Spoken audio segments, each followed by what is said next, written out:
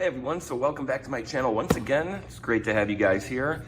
So today I got sent this Elegoo LCD 3D printer.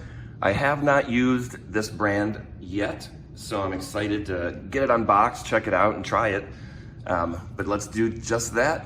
Let's get this opened up, let's see what's inside.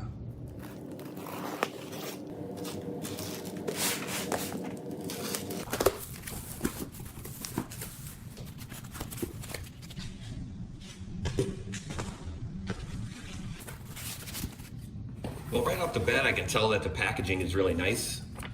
It actually, see, it comes with a much bigger manual compared to the Anycubic. So we'll take a look at that more in a minute.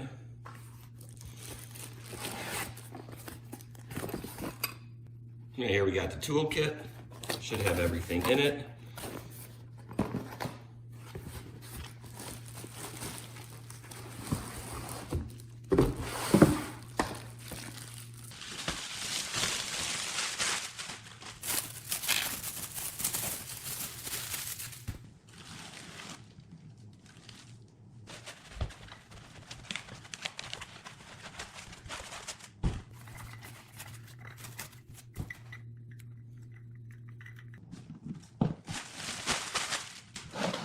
So this is the Elegoo Mars Pro, and one thing that I noticed right off the bat that I really like is that the USB is directly in front.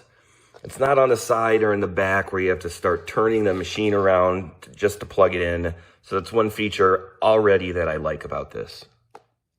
Okay, so let's see what's inside of this toolkit. Let's open this up. So you have your spatula, power cord, tools, rest of the cord, gloves, flash drive, if I could get that out,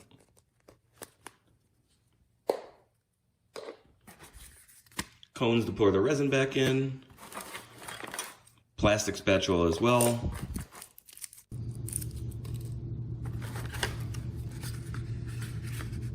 These are,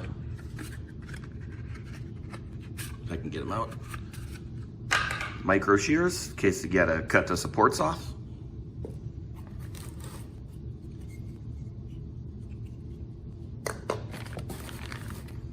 Masks.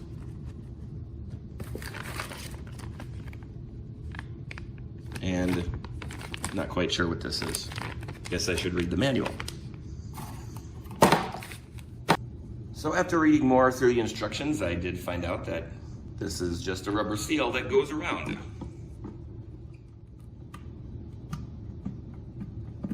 There we go. Okay, so this is the back of the machine. You got the on off and where the power button goes, or power cord goes.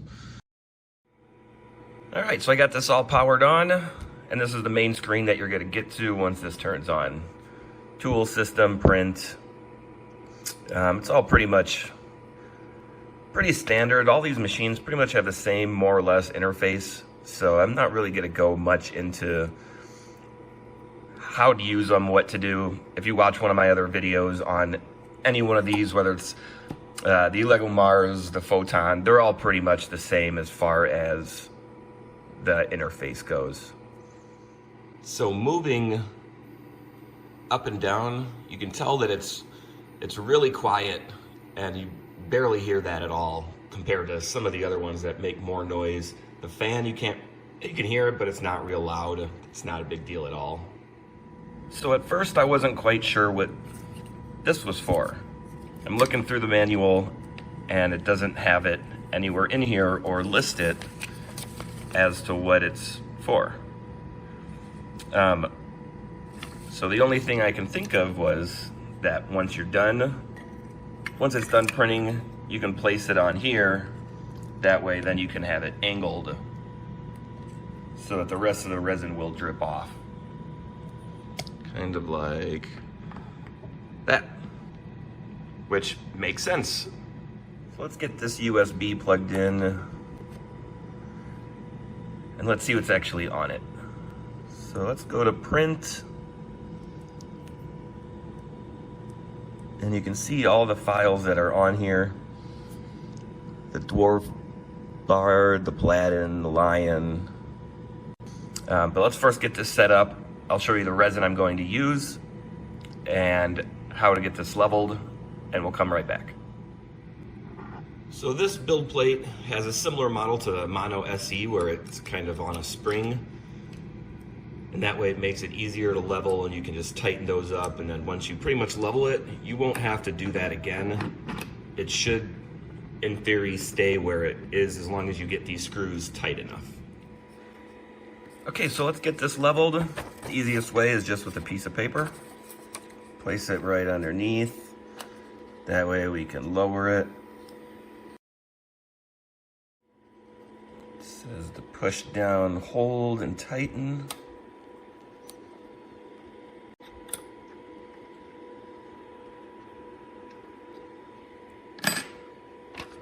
And then we can slowly bring this up until this moves a little bit.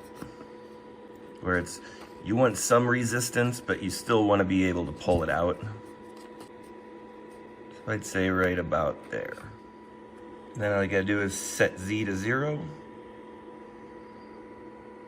and click confirm. So now we can move this up. That way we can get ready to pour the resin in and get this vat all hooked up. So the one thing I'd like to point out before I go any farther is I do like that there's no side on it, and you can take it off, which is this over here. Whereas the Photon, it's completely enclosed, so trying to get to these screws is a pain. So once you put the vat in to tighten them, you gotta kind of stick your hand in and turn it, where having it open like this, to me, is just a far better design made, and just I can't tell you enough how much that's just so much easier to screw down and loosen. So I just wanted to point that out. So this is just standard photopolymer resin that they sent me, so that's what I'm going to use to test this out and see how it works. Always shake your resin first. This I already did, so I'm not going to go shake it again because I just shook it.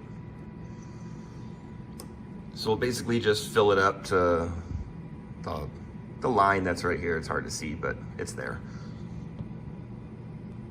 And now for this model, I have no idea how much resin I would actually need because I didn't bother to look at it. You guys are pretty much all going through the same thing I'm looking at for the first time, so I'm just gonna go with it. So once you get that filled, simply place it in.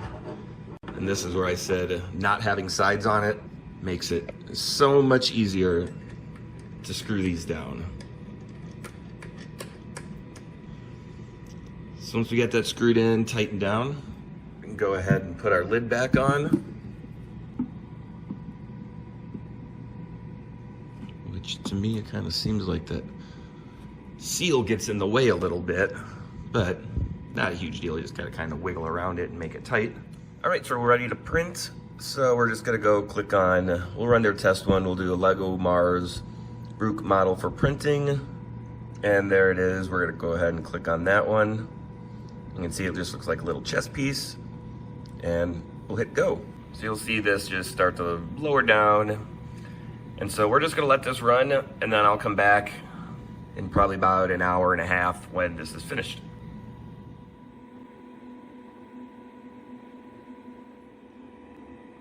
All right, guys, so this model is all done. And as you can see right here, it took 3 hours and 14 minutes. So we'll unscrew this, and I will use this piece right now because I want the rest of this resin to drip back into there. That way it's not wasted and we can save it for later. And it just slides on. Now any extra will just drip back into this vat. So we'll just let this sit for a few minutes before we remove it from the build plate. Okay, so most of that resin has dripped off back into the vat. So let's get these pieces removed.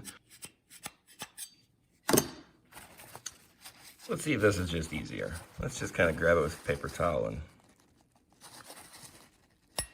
there we go. Pop that right off of there. I'll finish curing this in a UV light. We'll come back and take a look at it, see how this turns out. So guys, like I said before, this is the standard polymer, photopolymer resin. This is the skin color one. And I was reading on the internet that some people were having problems actually printing this and getting to adhere on the build plate. So I'm gonna show you my settings that I used in Box. That way, if you're having issues, you can duplicate this. That way it will work for you. It will adhere, and you shouldn't have the issues of it not adhering and not sticking and whatnot. So let's jump over to that, and I'll give you a quick overview of the settings that I used. All right, everybody. So here we are inside Box. This is version 1.6.2. There is an updated version, but I haven't updated it. So the settings that I used with the skin resin for the color is I added the profile into it, and over here in print, I did change the bottom count layer to 8. The exposure time I set to 15, and the bottom exposure time I set to 65. Originally this was, I think, 30, exposure time was 6 or 5, something slow, and I think the bottom layer count was 3. And the first time I did this, it just did not print. It didn't adhere to the print bed, and it just didn't work. I did adjust the bottom lift distance to 4. I think it was at 5. The lifting distance I changed to 3, and the bottom lift speed, lifting speed, and retract speed, I all kept the same. I didn't mess with anything else. Those were the only things that I changed. I'd like to point out that if you look at the Anycubic Photon, it might be different. As here in this one, I set it to 90 because it wasn't working properly. And depending on what resin you're using, you're gonna have to adjust these. When I do castable resins, I have to set this high. The exposure time, I'll set to about 35, 36, maybe even up to 40, depending on the brand that you're buying. And the bottom layer count, typically I would put at 10, just to be safe. But that's pretty much it for the settings that seem to work the way that it did, and it came out looking nice. I'm not going to go into how to use all of this because it's pretty straightforward. You click on something, you want to move it around, scale it up. It's all pretty simple to use, and you could watch one of my other videos, and there's so many tutorials on how to use this. So I'm not going to get into it. So let's go back. Let's take a look at the print, and let's talk about the things that I like and dislike about this. All right, so we're back. I got these pieces all cleaned up. I got the vat all wiped out, clean, so that's ready to go again. But let's take a look at the final piece. So if you look closely, it's hard to kind of tell on camera, but you can see Elegoo Mars. This is the file that it printed. It printed just like it was supposed to. It came out really nice. The detail is really good. Try and get closer, but it's kind of hard.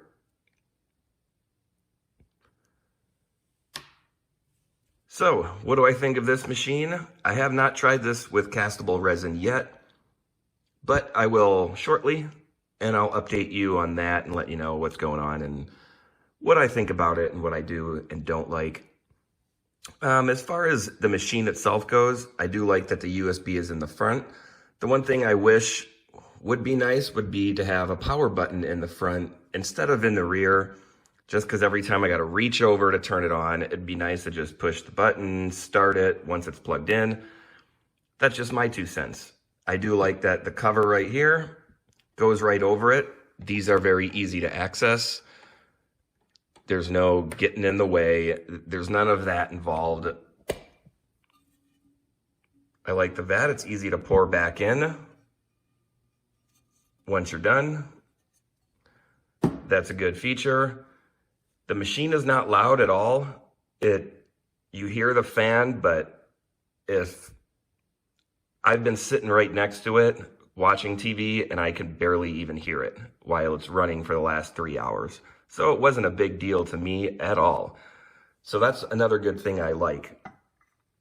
As far as the build plate goes, I would recommend taking some sandpaper and scratching up the surface, because the first time I didn't do that and it did not adhere, but once I took a little bit of sandpaper and kind of roughed it up a little bit, that definitely helped.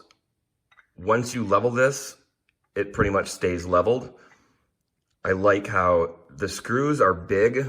They're not tiny. They're very easy. I mean, it uses a much bigger Allen key than a typical screw that I would see inside some of these printers, so that's a definite bonus.